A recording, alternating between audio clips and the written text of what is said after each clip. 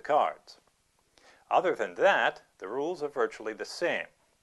Oh yes, one other difference you'll find is that betting minimums will always be lower on mini Baccarat, and it's usually pretty easy to find a table with a $10 minimum. Now, as noted before, the game of Baccarat is very simple to play, and that's because the only decision you have to make is what bet you want to make from the three that are available: player, banker, or tie. After the players make their bets, the game begins and two two-card hands are dealt from a shoe that usually contains 8 decks of cards. One hand is dealt for the banker and another is dealt for the player. The values of the 2 cards in each hand are added together, and the object of the game is to have a total as close to 9 as possible. After the values of the first 2 cards in each hand are totaled, a third card can be drawn by either the player, the banker, or both.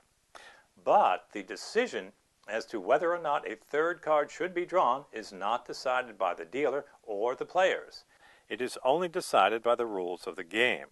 All of the 10s and all the face cards are counted as zeros, while all the other cards from ace through 9 are counted at their face value. So a hand of Jack 6 has a total of 6, 10-4 has a total of 4, 10-7 has a total of 7, and Ace Queen, which would be a great hand in blackjack, only has a total of 1. The other thing about adding the cards together is that no total can be higher than 9. So if a total is 10 or higher, you have to subtract 10 to determine its value. For example, 8 and 8 total 16, but you subtract 10 and your total is 6. 9-5 has a total of 4, 8-3 has a total of 1, and 5-5 has a total of 0.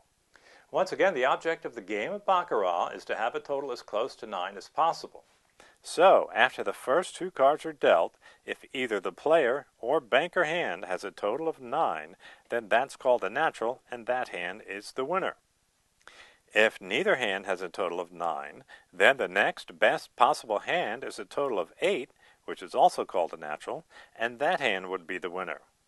If both the player and the banker end up with the same total, then it's a tie and neither hand wins. Now, if neither hand has an 8 or 9, then the rules of the game have to be consulted to decide whether or not a third card is drawn. Once that's done, the values of the cards are added together again, and whichever hand is closest to a total of 9 is the winner. If both hands end up with the same total, then it's a tie and neither hand wins. If you want to bet on the player hand, just put your money in the area marked player, and if you win, you'll be paid off at even money, or $1 for every $1 you bet. The casino advantage on the player bet is 1.24%.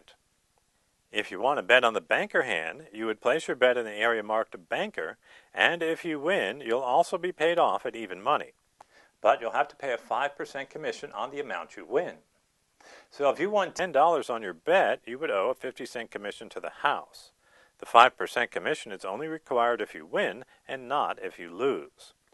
The dealer will keep track of the amount you owe by putting an equal amount in a small area on the table that corresponds to your seat number at the table. So, if you're sitting at seat number 3 and won $10 on the bank hand, the dealer would pay you $10 and then put 50 cents in the number 3 box. This lets him know how much you owe the casino in commissions, and when you get up to leave the table, you'll have to pay the dealer whatever amount is in that box. After adjusting for that 5% commission, the casino advantage on the banker bet is 1.06%. Finally, if you want to bet on a tie, you would place your bet in the area marked tie, and if you win, you'll be paid off at 8-1, or $8 for every $1 you bet. The big payoff sounds nice, but actually this is a terrible bet because the casino advantage is a very high 14.36%, and this bet should be avoided. As you've seen, the casino advantage in Baccarat is very low, except for the tie bet. And the rules are set in advance, so no decisions are made by either the players or the dealer about how to play the cards. This means that unlike blackjack, where you have to decide whether or not you want another card, you have no decisions to make and no skill is involved. This also means that Baccarat is purely a guessing game, so even if you've never played the game before, you can sit at a table and play just as well as anyone who's played the game for 20 years. This is the only game in the casino where this can happen And that's why I tell people that Baccarat is an especially good game for the beginning player, because you need no special knowledge to take advantage of those low casino edge bets. The only part of Baccarat that gets a little confusing is trying to understand the rules concerning the draw of the third card. But remember, the rules are always the same at every table, and they'll usually have a printed copy of the rules at the table, and will give you a copy if you ask for it. After playing the game for a while, you'll start to remember the rules on your own, but until